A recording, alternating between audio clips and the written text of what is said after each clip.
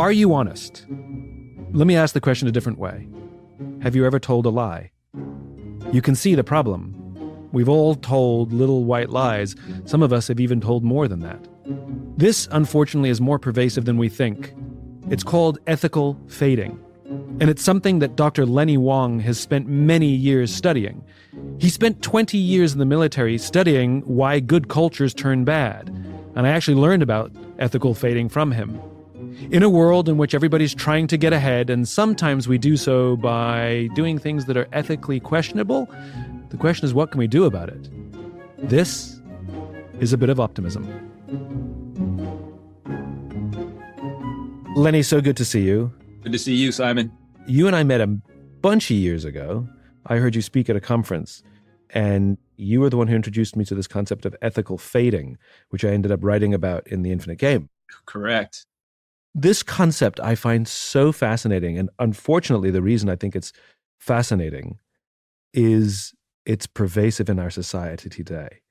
Correct me if I get this wrong, but ethical fading is the phenomenon where a large group of people, a culture of an organization, make unethical decisions, believing that they are well within their own ethical framework. They don't believe they've done anything wrong. And yet from an outsider in, it is so obvious that something has gone haywire. For example, a pharmaceutical company that owns the patent to an essential drug and will raise the price 500%, 600%, 800%, 1,000%, though not illegal, highly unethical. And the people inside that organization will shrug their shoulders and say there's nothing wrong with it. Right. It's temporarily suspending any notion of right or wrong. And it's very closely related to moral disengagement. So the ethical fading came from a professor of psychology named Ann Tenbrunsel. It's basically setting aside the ethical dilemma because you just say, well, there's no ethics involved in this. This is just a decision. It's a business decision. It's a cost-benefit analysis or whatever, but there are no ethics involved in this. And so we could just move on and make the decision. And Tenbrunsel calls it a form of self-deception, which I find very interesting as well. Not only is that, you said it's amazing that it's so pervasive. To me, it's amazing that we don't even know it, that it's so pervasive, but we refuse to look it in the face because I think it collapses so much of what humans do and we rationalize away. And it's an ugly thing to look at, to admit that, no, you just told a lie and you just don't want to admit it. Right.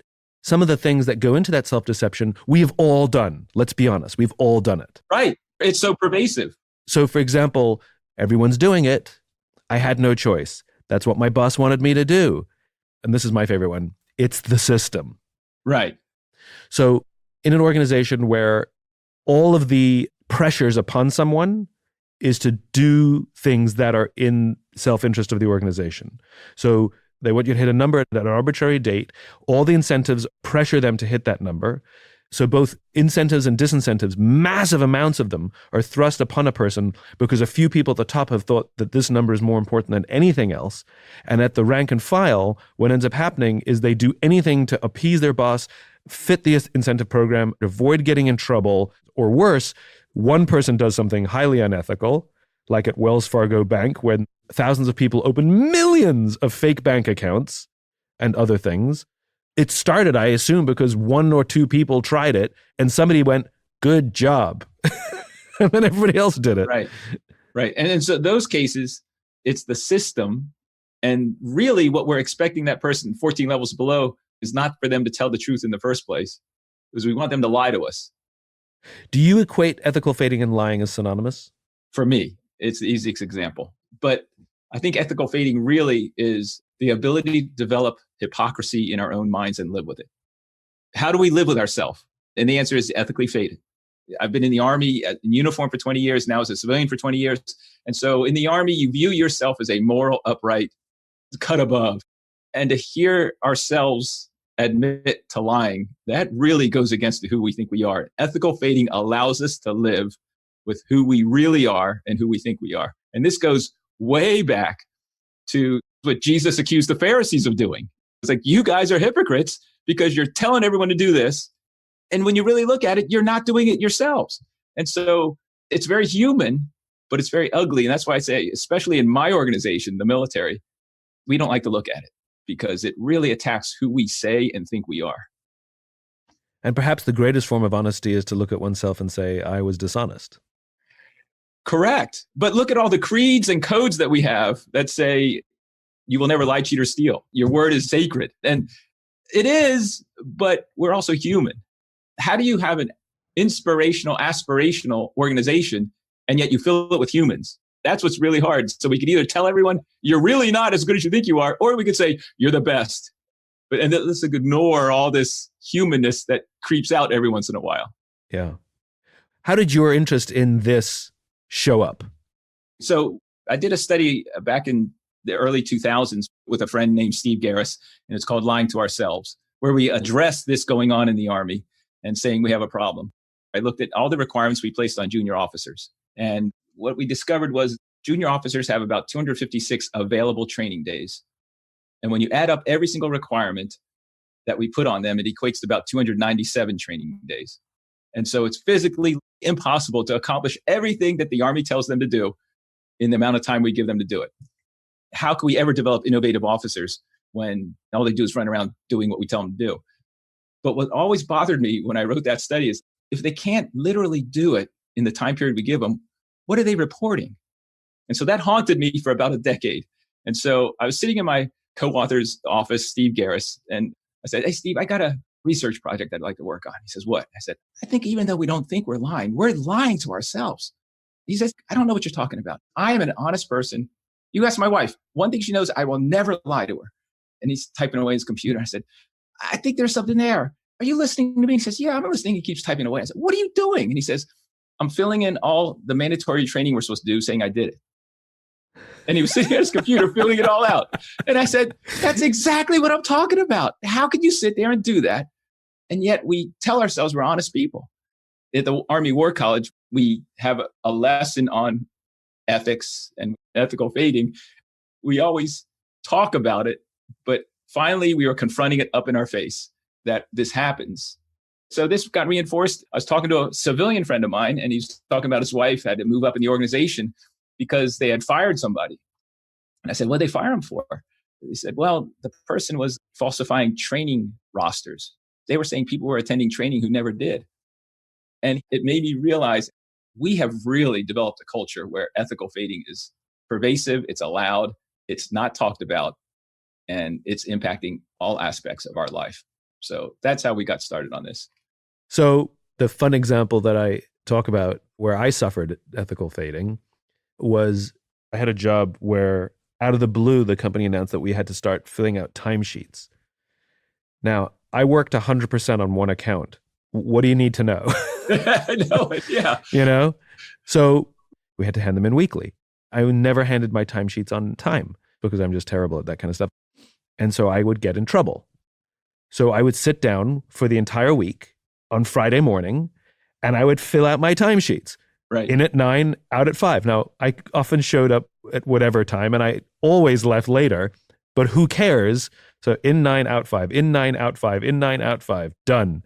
And I think maybe I was 2 weeks or 3 weeks behind because, you know, I'm late. So I'm filling out 2 or 3 weeks worth of timesheets here, in and out, exactly the same time every single day. I go to my boss because somebody has to sign off on my timesheets. And he looks at them and he says, boy, you're a very consistent worker, aren't you? Basically pointing out to me that he knows I fudged my sheets. And then he signs them. Right. And we go about our day. And that's where I look at the organizations. Organizations create these systems that everyone looks at and says, that system isn't real. So we create in our mind an imaginary line that says, that's the fake world. That's the world we lie to. Because someone came up with that system, that process, that they really don't want truth. They just want you to fill it out so all columns are lined up. That's where organizations fall in and encourage ethical fading. We're not really looking for the truth. What we really want to know is, Simon, did you put in an honest work week? Yeah, I did. Okay, here, fill out these timesheets and lie to it. Right. Just reinforce the narrative that we all want to believe. Language is a big deal here as well. It's the overuse of euphemisms. Right. Like in the United States, torture violates our values. We would never, ever torture. But enhanced interrogation is extremely helpful. Right. Or in the business world or in our personal world, we would never spy on our customers. But data mining, so helpful, so valuable. Right. Or even referring to human beings as data points. Right. And the overuse of this language where we literally dehumanize people so we can distance ourselves from the impact we may have on their lives, or we create euphemisms so we can, again, create distance from the impact of our decisions, because it just makes it easier. Right. Because we don't like the harsh reality of to say, well, I lied. So instead we heard things like, I'm just telling them what they want to hear. Well, you're lying. Or the best one I heard is, that's not lying. That's good leadership. I had my boss, when I was starting to do this study, came in and said, so what's the study you're working on? And I told him, and he says, I don't know what you're talking about. I just don't see any evidence of that. And so I said, well, wait a minute. According to the regulations, I'm supposed to get quarterly counseling from you on how I'm doing. We've never done that. And yet every annual counseling, there's all these little dates with your initials by it on how we met and talked. I said, we never met and talked. What do you call that? And he says, that's not lying. That's protecting my boss. And so we don't like to hear those words, lying, or I didn't tell the truth. And even when we came to write up the study, it was hard to write down that we lie. So we were even looking for different ways of saying lying, because it's such a harsh, in-your-face word that makes us confront the evilness that we all know. So here's the uncomfortable question. Is it ever okay to lie? I think the answer is no. Then you have to ask the secondary question. Are you ever boxed in where you have to lie? Not that it's okay. I think that's what we have to transmit, is that we're human. And so it's not like the organization is trying to teach these people to be perfect, because we can't expect you to be perfect because you're human. So we understand that, yes, there will be times that you will lie, but we want you to know you should never have to lie. I'm uncomfortable with this idea of the box, because who sets the edges? Exactly right. And that's the problem. So there was a study done about child development, and they did these wonderfully innovative experiments to show the development of a child's mind, of which one of them was learning to lie, because little kids don't lie. Right. They tell you everything to a fault. And the point that was made in the study was that lying is an important social convention. And the experiment that they set up was a mother and her friend, who are both in on the experiment, meet for lunch, and the mother brings her little kid. And the friend gives the mother a gift. And the mother says, "Thank you, I love it." And the kid immediately says, "No, you don't, you hate it." And the mother says, "No, I love it." And the kid says, "No, you have one just like this at home, and you always talk about how much you hate it." And the kid hadn't learned yet this social convention that we have to tell what is a lie in order to not hurt someone's feelings. Right. Right. But I think the ideal in that is to tell the child it's never good to lie. But Mom, you just lied. I know. And I wish I didn't have to lie. So I call BS. All right, end the conversation. What else do you want to talk about, Simon? Wait, no, listen, I'll tell you why. Because what you said is, I wish I didn't have to, but I do. That's exactly it. But that's the problem, Lenny, which is, if we could all get away with saying, I wish I didn't have to, but I do, it at least makes us aware of the lie. But then we go right back to where we started, which is, I have to get ahead. I got to put food on the table. That's what my boss wants me to do. Everybody's doing it. I'm going to get in trouble.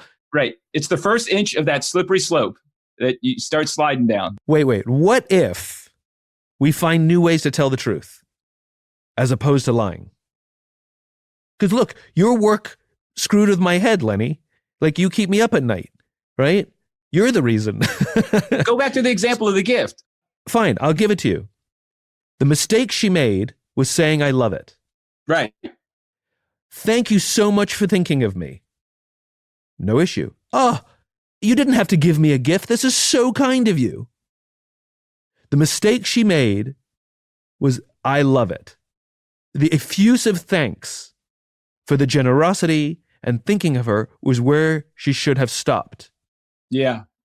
I'm not going to ever give you a gift, first of all, Simon, is what I've learned here.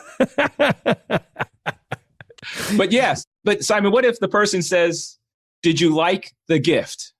Right. Now you play a game of obfuscation, which is unfair. Right. I got you your gift. Did you like it? I mean, this happened to me where I went to see a friend's play. And it was easily the worst thing I've ever seen in my life. I mean, it was abominable. Right. And I meet my friend backstage right after the play. She's still in costume. She's still in makeup. The adrenaline is still pumping. And of course, the first question out of her mouth is, what did you think? Right? Now, she knows me to be an honest broker. And I say, oh, it was so fantastic seeing you on the stage. I'm so proud of you. All true. That was good. So this is what I've started to learn, which is honesty doesn't have to happen in the moment. It can happen at a later date. I still wanted to answer her question, but the problem was she was so jacked up on adrenaline and the timing was too soon that had I said it now, the delta of her excitement to where I was going to put her, that's what would have made her upset. So the next day when the adrenaline was down and her baseline was lower, I said, hey, can I tell you what I thought about your play yesterday? She goes, yeah, I'd love to know. And I said, you know what, I got to tell you, the script was weak, the directing was weak. You know, it was wonderful to watch you, but I felt sorry for you in the middle of it. She goes, it wasn't good. She could now have a rational conversation with me, right, where the day before, there's no way she could have a rational conversation with me. So the challenge that I've put to myself is I have to always be honest, but I don't always have to make that honest statement in the moment. Right. But I didn't lie. I think that's a great strategy when dealing with people. But I have to challenge you, Simon. What happens when you're dealing with a faceless system? What happens when you're dealing with a bureaucracy that is demanding timesheets? So when you're dealing with people, hey, that's the way to go because people are malleable. And I think you're taking advantage of that. Simon, I don't think you would lie to me. And hopefully you don't think I would lie to you. But I got a feeling both of us would lie to a system. Yeah. And that's part of the ethical fading. Is one of the things is, you said it yourself, distance. Have me talk to a computer and put in my ID card and digitally sign it. That's so much easier than you look at me in the face and you saying, did you like my podcast? And so organizations are faceless. And a lot of times that ethical fading is so much easier because we're digitally signing it or marking, I read your agreement thing in the beginning. That's 23 pages long. I read it and understand and agree to it. Sure, I'll do that. We've all agreed to everything none of us have ever read. I know. If they just said I agree and didn't say I read and understand, I'd be fine. But I didn't read it. I didn't understand it, but I want my product. So give it to me, And so that's what I'm saying. When you're talking person to person, ethical fading doesn't happen as readily as put me in front of a kiosk, put me in front of a toll booth, put me in front of something I want that's just blocking me from getting something I need. Hey, I hate to say it. We're human. Now, you got to be careful. I'm not making excuses for lying. I understand. Hypocrisy is the word that you used before to explain this. And it seems to me, and I can only refer to my own lifetime because I didn't live earlier, but if you look at how divided our nation is, if we sit back in our academic ivory towers and you evaluate without putting our own points of views and political points of views and what either side is saying, both sides are filled with unbelievable hypocrisy. And the funny thing is the attack that one side makes on the other side is to point out their hypocrisy. But the hypocrisy on both sides, that a party or a group of people hold two opinions that are absolutely diametrically opposed in logic. Right. But what we say is, you're a hypocrite, and it's implied is, and I'm not. And I'm not. And that's not true. The answer really is, you're a hypocrite, and I'm a hypocrite. And if anyone could do that, if a party could do that, if a group of people in debate could do that, that seems to me like the most essential starting point to actually get to progress and conclusion. Right. Because what's wrong with admitting that we're human? Now, some humans are more despicable than other humans. So we'll say, let's take them out of the picture. But still, there's nothing wrong with saying, I'm human. I haven't led a perfect life. I will find dirt on anybody because I think they're human too. But, and this gets back to the Army, we create a type of person that we say, oh, an Army officer never tells a lie. Now, they should never tell a lie. They should think lies are wrong, but they should also admit that they're human because that's part of self-awareness. But this binary world that we live in, I really love this. I mean, simply saying, look, you're a hypocrite. We shouldn't actually attack the person. We should attack the behavior. Let's start there. You know? So what you said was hypocritical. That is pure hypocrisy. And we are hypocrites too. Just hearing that, just saying those words out loud to you, it lets the pressure out that we can actually have a rational conversation now. But you'll never get elected to office, Simon. Or would you? Yeah, that's a good question. Is our society ready for that? One of the hardest places I had this discussion with was at West Point. Because at West Point, a cadet will not lie, cheat, or steal, or tolerate those who do. And it is very binary. Now, what's nice about West Point is West Point started saying that is a very tall hurdle for any young person. And so it used to be that you got kicked out if you violated that at all. Now, what they've discovered is that you could make a mistake and you realize that a cadet should not lie, cheat, or steal, or tolerate those who do, but we're not going to kick you out because that would cause you to lie about the fact that you did make a transgression. We're going to offer now discretion. We're going to have you be developed. We'll have you meet with a mentor and discuss what happened and we'll work through it. See, what we shifted to is you're a human. You aspire to be a person who never lied, cheats, or steals. And more importantly, you aspire and we will help you. Exactly. And we all admit lying is not good. The system is designed to help you. Right. But we're not going to say, and the consequences of you lying are so steep that you won't even admit you lied. I got this from your work, that the punishment for telling the truth was greater than the punishment for lying. Right. So if you told the truth, I didn't complete this, it would hurt your promotability. But if you lied, you're more likely to get promoted. If everyone else is lying too, then it makes it easier. So we start creating an expectation that you have to be perfect. When you're talking about young people, when you talk about soldiers, when you talk about employees, when you're talking about children, we have to really think hard. If you're expecting them to be perfect, what do you expect them to do when something isn't perfect? The obvious next step for us to talk about is, well, how do we change this? Like, how do we combat ethical feigning and what's the solution? Yeah, I'm just an academic, so I don't come up with actual answers. Simon, so. But I think you're onto something here, which is the solution is to turn truth and honesty not into an absolute, but into an ideal, a striving. It's an idealism. It is still an absolute. Okay. An aspirational absolute rather than a current state absolute. Right. It's still an absolute. It's still something everyone should strive for. And yes, we could draw the line saying, no, that was not truthful. So it's absolute. But what we can't do is say, and I want you to surround me with all these people that never lie. I want you to surround me in a system that always tells me exactly what I want to hear and somehow live in that system because that's a false world. I think this is where the solution lies. This has to be a striving. Or as an organization, we say, we believe honesty is important, duh. Whenever the companies give me their list of values, and honesty is one of them, I always make fun of them. I'm like, if you have to write honesty on the wall, you've got bigger problems. But we believe telling the truth is important. By the way, everybody thinks they're honest. First of all, it has to be a verb, tell the truth. That's number one. Because everybody knows they don't always tell the truth, but everybody thinks they're honest. So tell the truth, right? Number one. And say, you will get punished here more if you lie about the mistake than tell us the mistake. That if you hide the indiscretion, then tell us the indiscretion. Because if you tell us, we can help you. If you tell us, we can coach you, we can sit down, we can discuss the circumstances, we can figure out alternatives. If you felt trapped, we can work together to figure out alternatives, especially if it's person to person, because we have solutions for that. Right.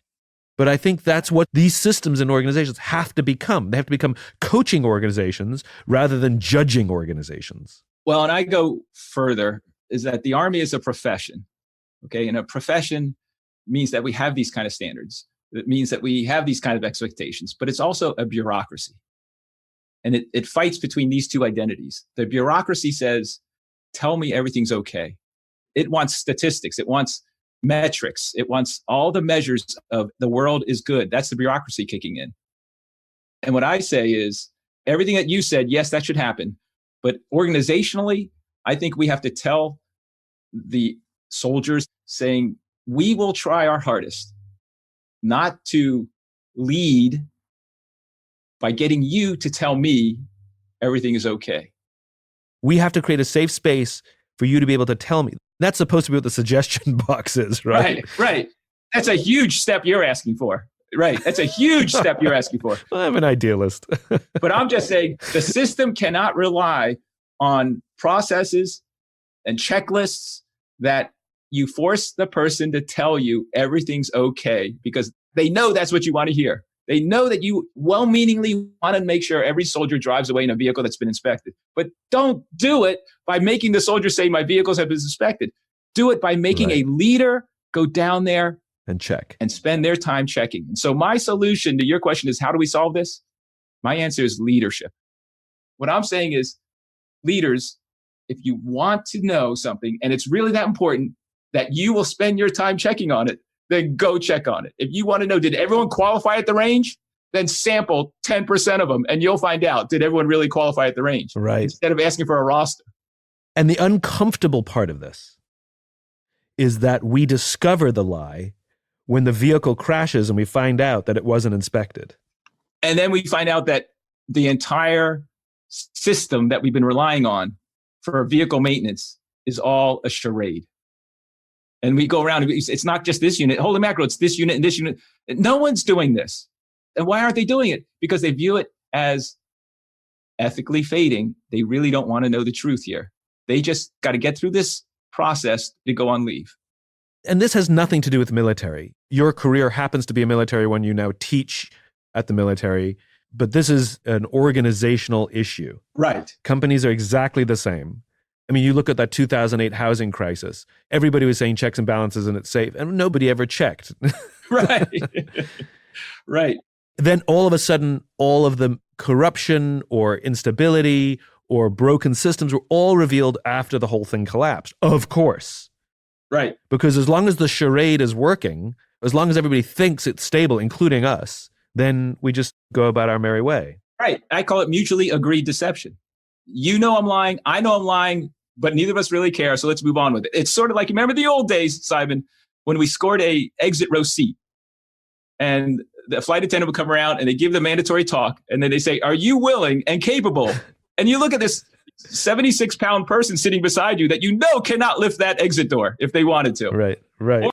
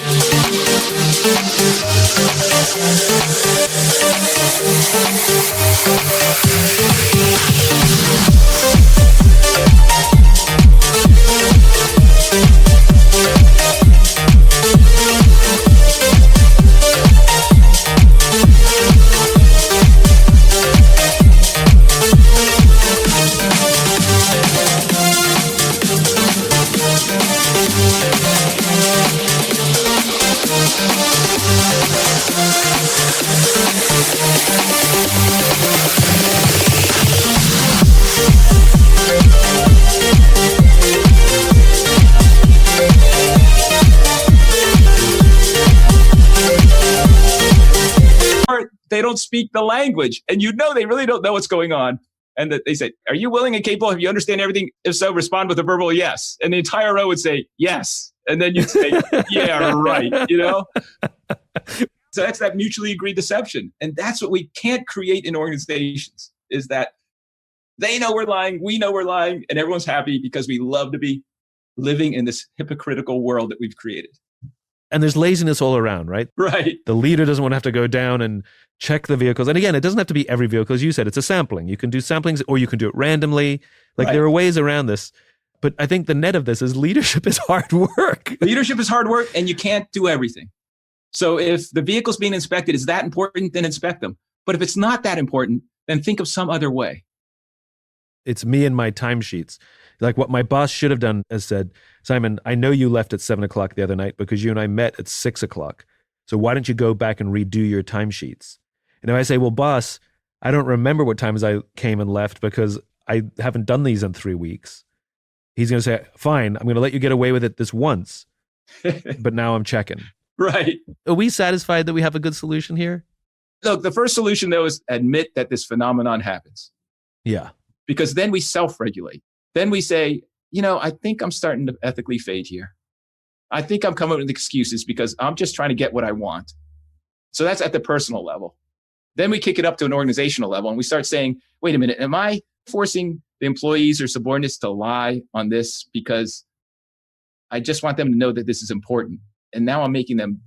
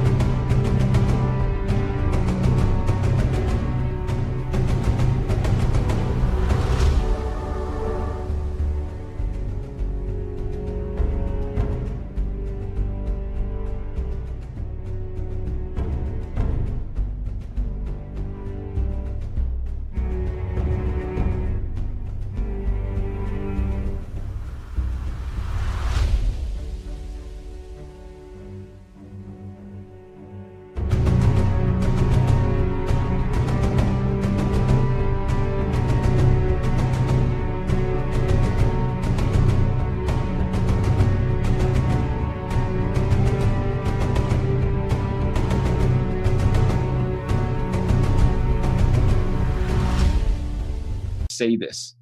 So at the personal level, we have to admit it and then say, am I doing it? At the organizational level, we have to say to ourselves, am I creating a culture where I'm expecting people to lie to me? And so I shouldn't do that. Leadership is not always at the top of the organization.